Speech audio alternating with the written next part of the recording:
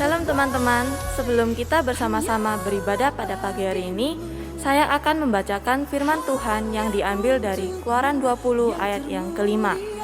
Jangan sujud menyembah kepadanya atau beribadah kepadanya, sebab aku, Tuhan Allahmu, adalah Allah yang cemburu, yang membalaskan kesalahan bapa kepada anak-anaknya, kepada keturunan yang ketiga dan keempat dari orang-orang yang membenci aku.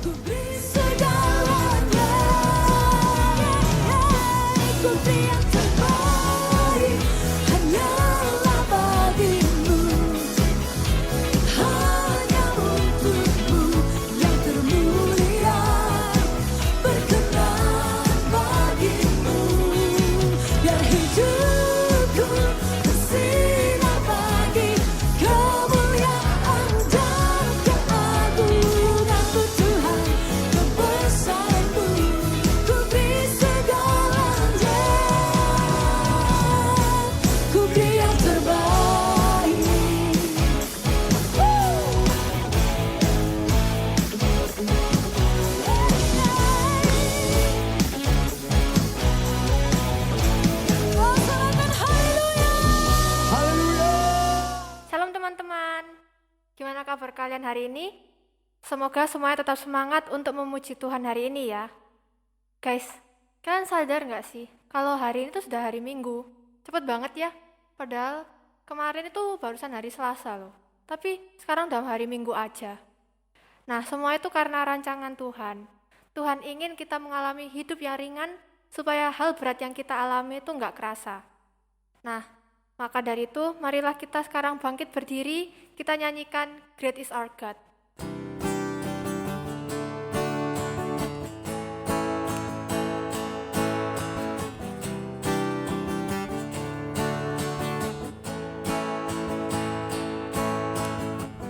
Pelukis cakrawala, merangkai jagat raya, pencipta alam semesta.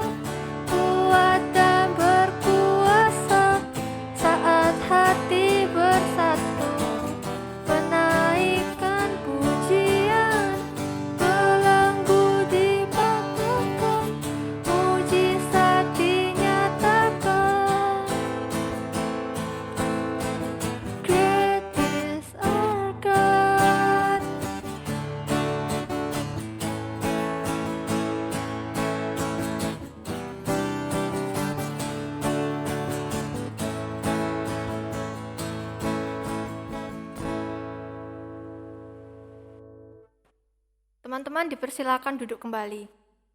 Seminggu ini kita pasti melakukan hal yang buruk maupun hal yang baik, tapi Tuhan selalu memaafkan semua keburukan kita.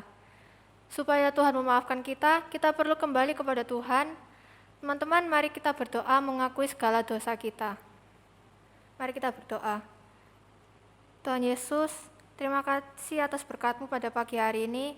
Kami bisa menjalankan ibadah pada pagi hari ini dengan lancar. Berkatilah kami dan juga teman-teman kami yang ada di rumah.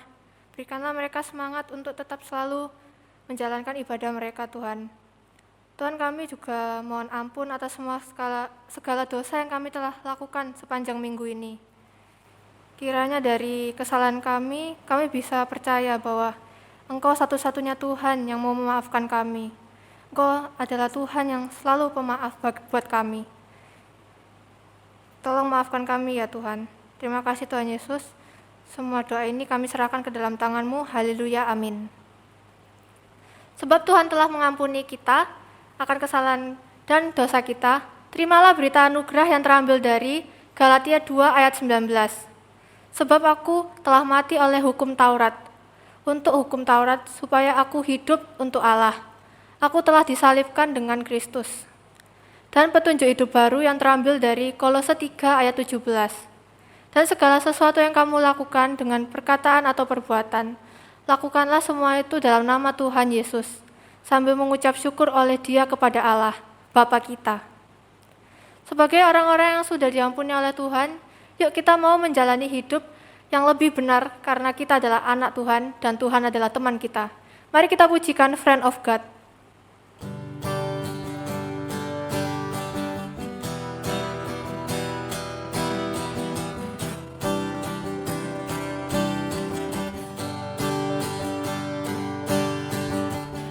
Who am I that you are mindful of me, that you hear me when I call? Is it true that you are thinking of me? Oh, you love me? It's amazing. I am a friend of God. I am a friend of God. I am a friend of God. He calls me friend. I am a friend of God. I am a friend of God. I am a friend of God. He calls me friend. Tiba saatnya kita mendengarkan firman Tuhan. Firman Tuhan bukan hanya didengar, tetapi kita juga perlu menerapkannya dalam kehidupan sehari-hari. Mari kita persiapkan hati kita untuk menerima firman Tuhan. Mari kita pujikan waktu Tuhan.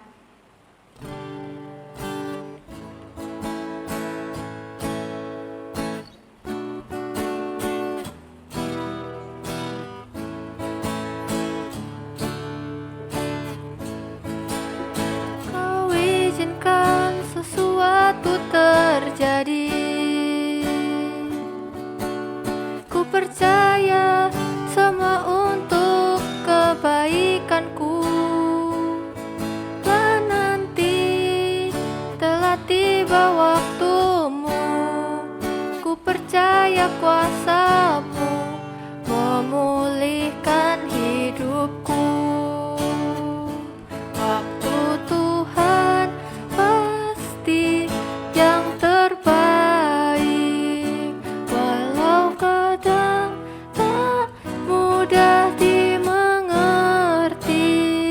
Lewati cobaan, ku tetap percaya waktu Tuhan pasti yang terbaik.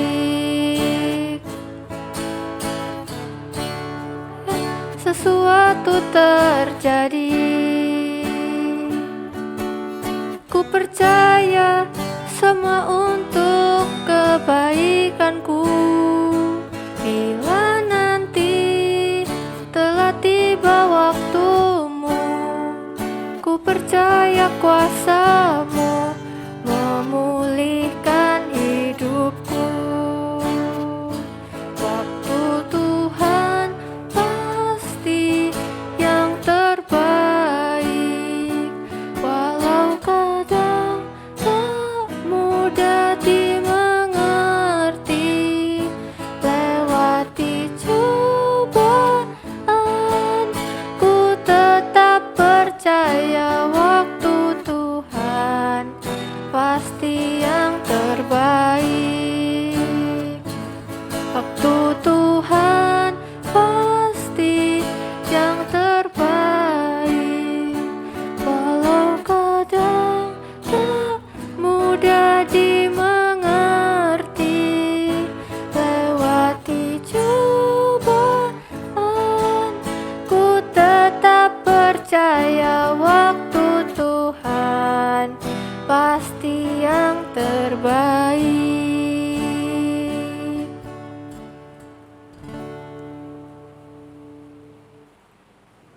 Selamat pagi, teman-teman yang dikasih Tuhan. Masih semangat untuk menjalani kehidupan, masih semangat dalam studi kita. Apakah teman-teman juga masih semangat ketika menjalani ibadah maupun persekutuan online yang diadakan setiap minggu oleh gereja kita, oleh komunitas Westlight Community?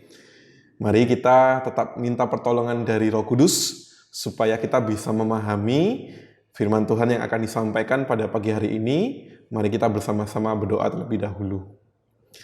Bapa di surga, kami mau datang dengan kerendahan hati untuk mendengarkan firman-Mu. Melalui apa yang kami baca, apa yang akan dijabarkan oleh hamba-Mu. Kiranya Engkau mampukan hamba-Mu supaya bisa menjabarkan firman Tuhan sesuai dengan apa yang Kau kehendaki. Dan kami bisa berkonsentrasi walaupun kami berada di rumah masing-masing untuk beribadah pada pagi hari ini. Berbicaralah Tuhan, kami siap untuk mendengar. Dalam nama Tuhan Yesus kami berdoa dan mengucap syukur. Amin. Ya teman-teman, kita hari ini akan merenungkan sebuah tema yaitu Serving a Privilege. Dan firman Tuhan ini didasarkan dari surat 1 Timotius pasal yang pertama, ayat yang ke-12 sampai dengan ayat yang ke-17. Surat 1 Timotius pasal yang pertama, ayat yang ke-12 sampai dengan ayat yang ke-17. Silakan teman-teman bisa membuka Alkitab di rumah masing-masing atau buka gadgets, tapi gadgetsnya hanya untuk buka Alkitab dan mengikuti YouTube ya, jangan gunakan untuk menonton yang lain. Surat 1 Timotius pasal yang pertama, ayat yang ke-12 sampai dengan ayat yang ke-17. Di sini LAI memberikan judul ucapan syukur atas kasih karunia Allah. Aku bersyukur kepada Dia yang menguatkan aku, yaitu Kristus Yesus Tuhan kita, karena Ia menganggap aku setia dan mempercayakan pelayanan ini kepadaku. Aku yang tadinya seorang penghujat dan seorang penganiaya dan seorang ganas, tetapi aku telah dikasihaninya, karena semuanya itu telah kulakukan tanpa pengetahuan, yaitu di luar iman.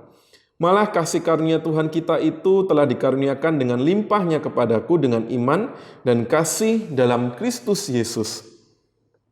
Perkataan ini benar dan patut diterima sepenuhnya. Kristus Yesus datang ke dunia untuk menyelamatkan orang berdosa, dan di antara mereka akulah yang paling berdosa.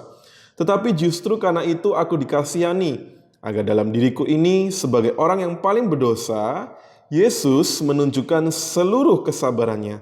Dengan demikian aku menjadi contoh bagi mereka yang kemudian percaya kepadanya dan mendapat hidup yang kekal.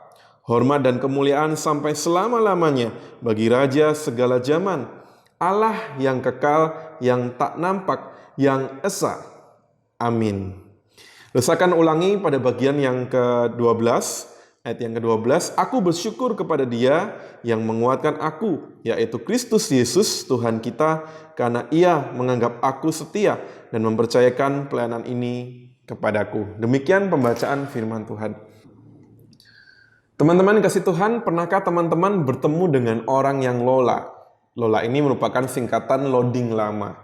Atau mungkin teman-teman pernah punya teman yang ketika sudah ngomong A sampai Z, tapi temannya teman-teman ini baru paham sampai C atau sampai D. Atau kita sudah ngomong panjang lebar banyak hal, tapi temannya teman-teman ini justru mana dia nggak paham.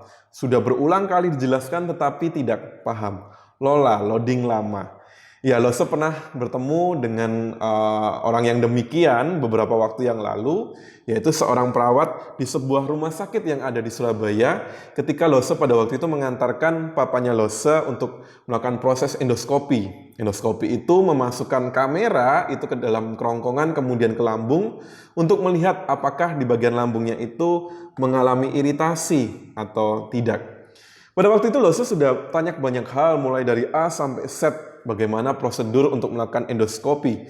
Tetapi perawat ini tak kunjung paham gitu ya, selalu bulat ngomongnya juga tidak jelas, menggumam dan sebagainya. Jadi Lose terus mengulangi pertanyaan yang Lose sampaikan, tetapi perawat ini tidak ngerti-ngerti gitu ya. Sampai akhirnya Lose bosan, Lose bilang sudah sekitar 20 menit percakapan itu terjadi. Lose bilang, sudah deh Sus, tolong dituliskan saja bagaimana proses endoskopi ini harus berlangsung, apa yang harus dipersiapkan. Dan Lose meminta suster itu lebih baik dia menuliskan pada sebilah kertas. Ya, bahkan suster ini juga pada hari berikutnya ketika melakukan ketika operasi endoskopi itu hendak dilakukan, tidak hanya kepada papanya Lose dan juga kepada pasien-pasien yang lainnya, suster ini juga sempat membuat kekacauan gitu ya, karena memberikan informasi yang tidak jelas sehingga banyak terjadi miskomunikasi dengan pasien-pasien yang lainnya. Dan Lose ingat pada waktu itu di tengah-tengah kejengkelan Lose, di tengah-tengah percakapan yang Lose lakukan, Lose itu sempat bertanya sama suster ini, Suster baru ya bekerja di sini.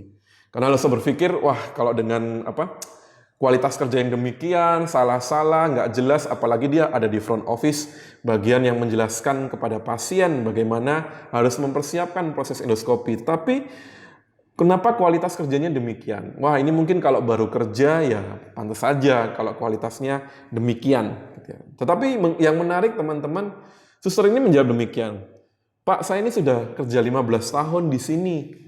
Dan silakannya dia katakan, saya sudah 15 tahun itu bekerja di bagian pendaftaran endoskopi ini. Wah, kemudian ketika saya mendengar jawaban suster, saya bilang, Sus, keren ya, sudah 15 tahun suster bekerja di bagian pendaftaran ini. Ya teman-teman, luar biasa gitu ya. Dapat dikatakan walaupun memiliki kualitas kerja yang demikian, suster ini masih bisa bekerja di rumah sakit itu selama 15 tahun. Yang lebih luar biasa lagi adalah rumah sakit yang masih memperkerjakan suster ini. Walaupun dia mempunyai kelemahan, dia mempunyai kekurangan, apalagi di bagian dia itu seharusnya bisa memberikan informasi yang jelas. Tetapi suster ini walaupun dengan karakter yang demikian, yang seringkali masih melakukan kesalahan, memberikan informasi yang salah dan tidak jelas, tetapi pihak rumah sakit itu masih mau memakai suster ini untuk bisa bekerja di sana, walaupun mungkin bisa menyebabkan kekacauan karena miskomunikasi yang terjadi. Ya teman-teman yang kasih Tuhan, bukankah kadang di lingkup gereja juga kondisi yang demikian seringkali terjadi di antara kita? Tidak hanya di dalam hal komunitas, tetapi juga dalam hal pelayanan. Apalagi ada beberapa teman-teman kita yang bisa dikatakan kurang memiliki kemampuan yang baik di dalam pelayanan. Sebenarnya bukan tidak baik sih, atau mungkin katakan jelek gitu ya. Tapi mungkin bisa jadi teman-teman kita yang demikian ini adalah teman-teman yang pemula, yang baru saja melakukan pelayanan di gereja, atau belum punya pengalaman yang banyak di gereja, atau mungkin bisa jadi salah jurusan dengan karunia yang dimiliki. Nggak bisa nyanyi, tetapi dia jadi singer. Nggak bisa memimpin pujian dengan baik, tetapi dia jadi WL dan sebagainya. Jadi sesungguhnya tidak ada yang salah, tetapi setiap orang itu pasti mempunyai kelemahan di dalam pelayanan. Dan kalau kita tidak dewasa di dalam menyikapi hal ini, kita tidak memiliki kedewasaan secara rohani, bukankah kita mempunyai kecenderungan untuk menyingkirkan? Kita mempunyai kecenderungan untuk membuang teman-teman kita yang ya dalam tanda kutip itu nggak bisa apa-apa gitu ya. Tapi sebenarnya bukan nggak bisa apa-apa, mungkin kurang pengalaman. Tetapi kita mempunyai kecenderungan demikian. Tidak hanya dalam konteks pelayanan, dalam komunitas pun kalau tanpa disadari kita kadang juga mulai menyingkirkan teman-teman kita yang mungkin nggak bisa ngapa-ngapain, malah merepotkan dan sebagainya. Nah, bahkan kadang bukankah di tengah-tengah lingkungan kita ketika kita berkomunitas juga ada seleksi yang diterapkan itu baik secara formal maupun secara informal. Terutama kita harus memilih beberapa teman-teman kita yang hendak mendaftarkan diri atau sudah mendaftarkan diri dalam pelayanan yang sudah kita lakukan selama ini. Jadi sebelum mereka bergabung itu diseleksi dulu gitu ya. Ini kualitasnya baik atau enggak, kemudian dia bisa melayani atau enggak gitu ya. Dan standar pelayanan kita atau standar seleksi kita bukankah seringkali kita hanya melihat kemampuan dan talenta yang dimiliki setiap orang. Jadi kalau kemampuannya itu baik, talentanya luar biasa, jadi worship leader yang baik, bisa mimpin pujian, bisa main musik, bisa organisasi, ini top. Kita terima sebagai pengurus, kita terima sebagai pelayan Tuhan. Tetapi bagi mereka yang kualitasnya buruk, nyanyi aja udah fales, nada do jadi fa jadi re dan sebagainya gitu ya. Ngomongnya nggak lancar, masih grogi gitu ya. Dikasih tugas masih salah-salah gitu ya. Kita cenderung bukankah ingin membuangnya, kita cenderung ingin menyingkirkannya. Atau kalau bahasa kasarnya itu terjadi seleksi alam di dalam tubuh gereja sendiri, seleksi alam di dalam komunitas kita sendiri. Walaupun mungkin tidak secara langsung kita singkirkan, kadang kita mulai menjauhi, kita mulai menyingkirkan perlahan demi perlahan. Tidak jarang juga kriteria dalam seleksi yang kita lakukan terkait dengan komunitas dan pelayanan, kadang kita lebih melihat pada strata ekonomi dan sosial, bukan? Kalau teman ini selevel dengan kita, wah, selevel ekonomi, status sosial dan sebagainya, kita deketin, kita ajak, ayo bergabung, kita cocok nih.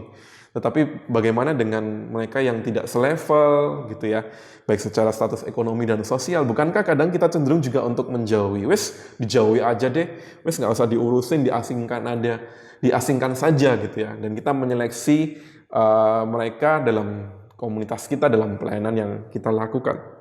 Ya sama halnya dengan pengalaman Lose bersama dengan suster tadi di rumah sakit gitu ya, beberapa waktu yang lalu. Kalau kita bawa dalam konteks pelayanan, bukankah kita juga tergoda untuk menyeleksi? Kalau Lose jadi direktur rumah sakit, Lose mungkin sudah pecat itu suster karena nggak komunikatif dan sebagainya. Tetapi menariknya rumah sakit juga melihat hal yang berbeda. Sama halnya dengan gereja. Dengan orang-orang yang mungkin bisa dikatakan kita mempunyai teman-teman kita yang mengalami kekurangan dalam hal kemampuan, pelayanan dan sebagainya, berkomunikasi, kita lebih cenderung untuk membuang atau tetap membuat mereka stay sehingga kita bisa bertumbuh bersama. Ya sama halnya dengan apa yang dirasakan oleh Rasul Paulus dalam kehidupan komunitas dan pelayanannya pada waktu itu, yang kita baca dari 1 Timotius pasal yang pertama ayat 12 dan 17. Dan mungkin kita bisa lihat juga dalam bagian yang lain dalam Kisah Para Rasul. Rasul Paulus pernah ditolak oleh komunitasnya. Komunitas tidak hanya sekedar komunitas orang biasa, tetapi justru dalam komunitas orang-orang percaya pada waktu itu. Coba teman-teman, kalau nanti boleh cek ya, dalam Kisah Para Rasul pasal 9 ayat 21 sampai dengan 13. Di situ dicatat bahwa Paulus yang tadinya namanya itu Saulus, itu hendak dibunuh oleh orang-orang Yahudi yang meragukan pertobatan Paulus pada waktu itu. Dalam ayat yang ke-21 mereka berkata, bukankah dia ini yang di Yerusalem mau membinasakan barang siapa yang memanggil nama Yesus ini? Dan bukankah ia datang ke sini dengan maksud untuk menangkap dan membawa mereka ke hadapan imam-imam kepala? Jadi pada waktu itu Paulus atau Saulus yang sudah bertobat menjadi Paulus, keberadaannya, pelayanannya juga diragukan. Bukankah dia ini dulu seorang pembunuh gitu ya? Kita tahu mengenal Paulus ini seorang yang kejam, suka menganiaya orang-orang Kristen sebelum dia bertobat.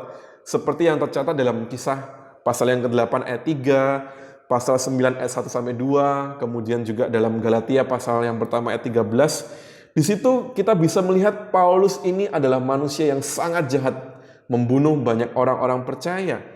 Dan kejahatan Paulus bisa dikatakan sangat parah terhadap umat-umat Allah, sehingga bisa dikatakan dia adalah orang yang paling berdosa, seperti yang dikatakan dalam ayat yang ke-14 sampai dengan ayat yang ke-15.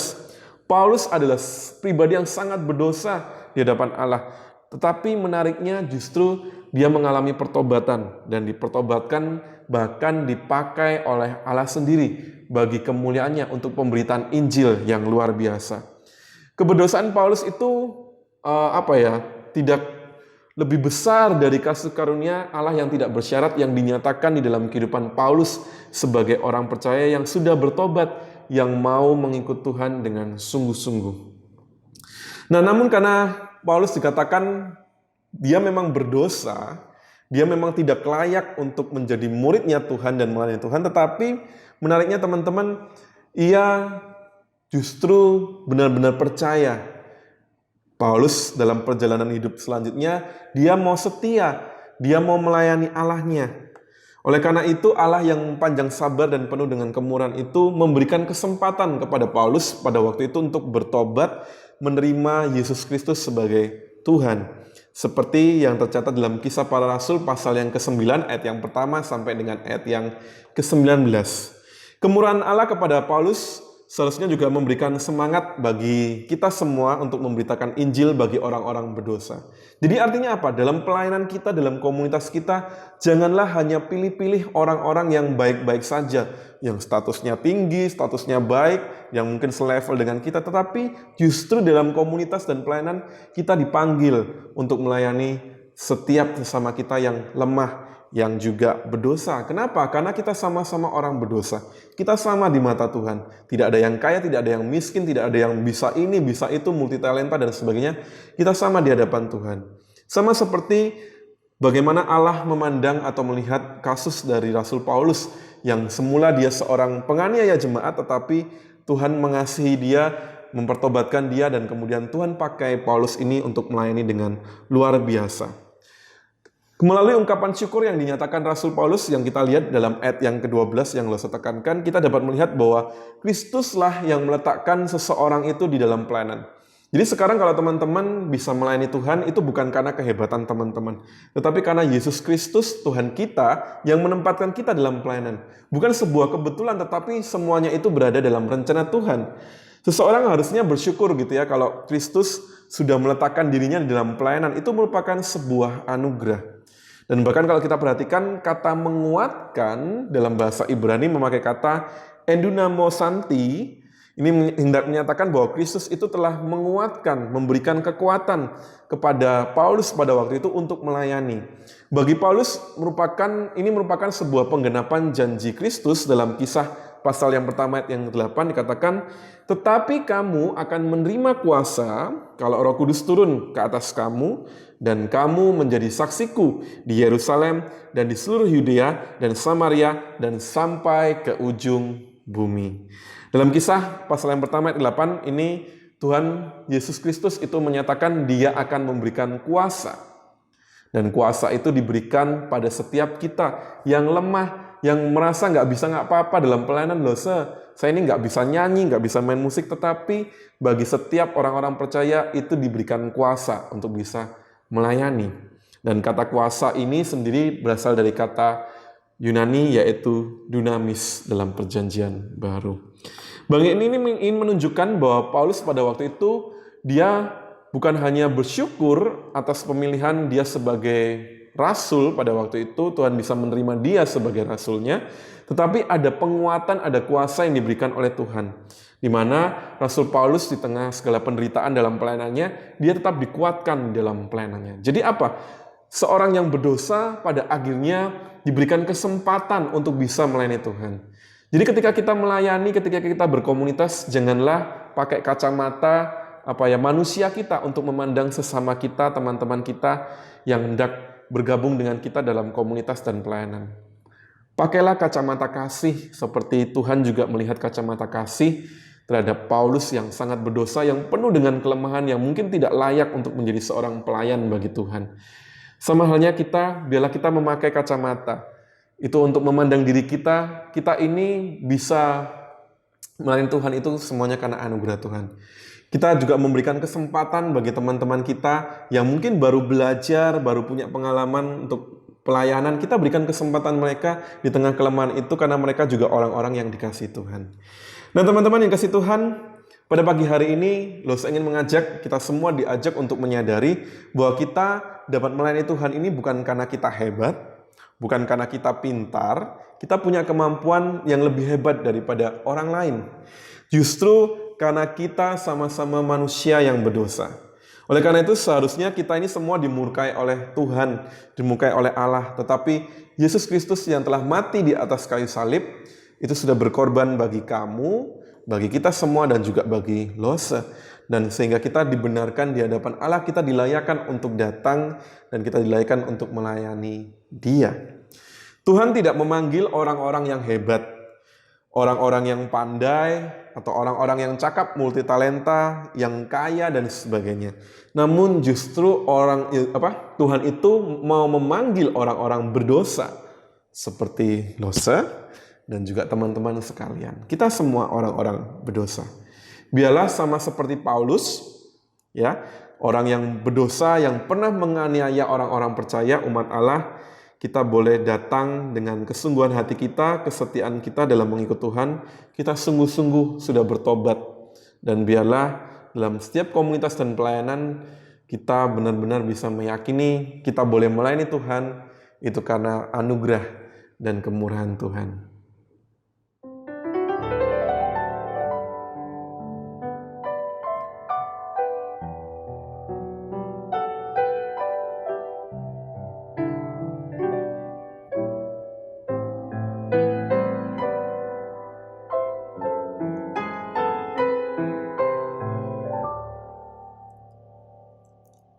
bukan karena kebaikanmu, bukan karena fasih lidahmu, bukan karena kekayaanmu.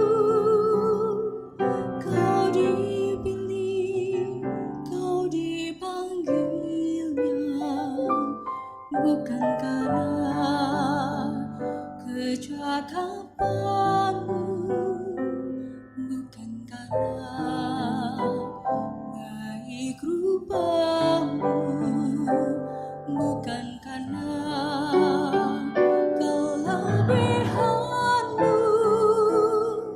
Kau dipanggil, kau dipakainya. Bila engkau dapat, itu karenanya. Bila engkau punya semua daripadanya, semua karena anugerahnya diberikannya pada kita. Semua anugerahnya bagi kita, bila kita dipakainya.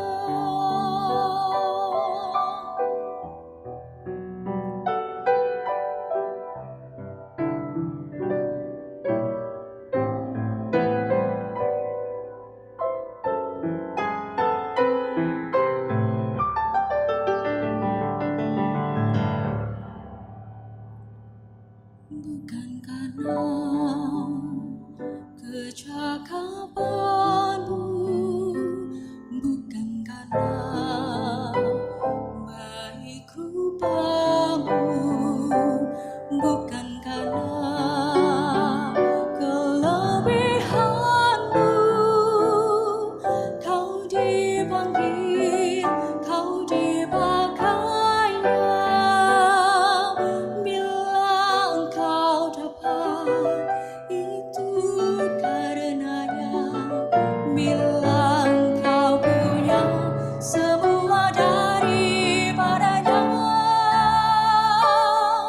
semua karena anugerahnya diberikannya pada kita. Semua anugerahnya bagi kita, bila kita dipakainya.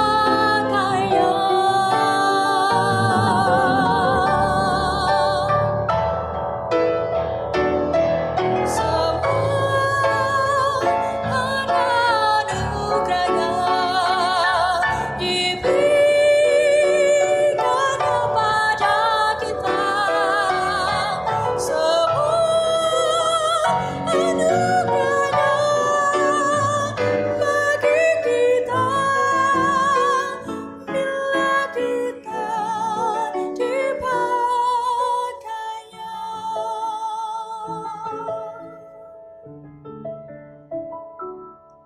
Semua karena anugerahnya diberikannya pada kita. Semua anugerahnya bagi kita,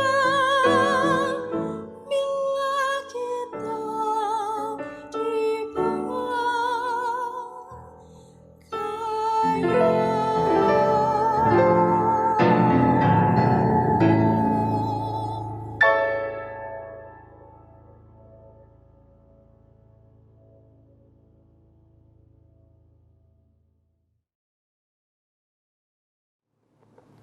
Mari kita berdoa. Tuhan, sama seperti Paulus yang awalnya seorang penganiaya jemaat, orang yang paling berdosa, Tetapi puji syukur Engkau boleh pakai Rasul Paulus untuk menjadi alat kemuliaan-Mu, untuk memberitakan Injil, membawa jiwa-jiwa baru bagi Kristus. Ampuni kami kalau selama ini kami sebagai komunitas dan pelayan Tuhan, kami seringkali melihat orang lain dengan sebelah mata, karena kemampuan yang mereka miliki kurang atau mungkin tidak sesuai dengan ekspektasi kami. Ampuni kami kalau juga kami merasa bahwa diri kami tidak layak untuk melayani Tuhan karena kehidupan kami yang masih jauh dari Tuhan. Tetapi sesungguhnya untuk berkomunitas dan melayani Tuhan itu merupakan sebuah anugerah. Ketika kami datang kepada Engkau Tuhan dengan kesungguhan hati dan kesetiaan, sesungguhnya kami dilayakkan untuk datang dan juga melayani Tuhan. Oleh karena itu Tuhan, perjalanan kami masih panjang dalam kehidupan dan pelayanan. Pakailah kami, biarlah kami belajar untuk menghargai, bukan karena kehebatan kami, bukan karena kesombongan kami, tetapi karena anugerah Tuhan bagi kami manusia-manusia yang berdosa, sehingga kami dilayakkan untuk melayani. Dalam nama Tuhan Yesus kami berdoa dan mengucap syukur. Amin. Tetap semangat ya teman-teman. Tuhan Yesus memberkati kita semua. Teman-teman yang terkasih, kita sudah bersama-sama mendengarkan firman Tuhan. Kiranya firman Tuhan ini dapat kita terima, kita renungkan, dan dapat kita lakukan dalam kehidupan sehari-hari. Dan sebagai ungkapan syukur kita kepada Tuhan, marilah kita memberikan persembahan, baik itu persembahan minggu ataupun persembahan perpuluhan, dan dapat dikirimkan melalui rekening di bawah ini. Dan jangan lupa untuk mengikuti acara Wellstock yang akan diadakan setiap hari Sabtu jam 5 sore di aplikasi Zoom atau IG Live. Acara Wellstock ini kita bersama-sama akan bersekutu, memuji Tuhan, merenungkan firman-Nya, dan berdoa di dalam komunitas kita. Karena kita masih mengalami pandemi COVID-19, marilah kita tetap mentaati protokol kesehatan, baik itu mencuci tangan, memakai masker, menjaga jarak kita saat bepergian keluar rumah. Dan marilah kita menjaga kesehatan diri kita, keluarga kita, dan komunitas kita. Terima kasih, sampai jumpa minggu depan. Bye!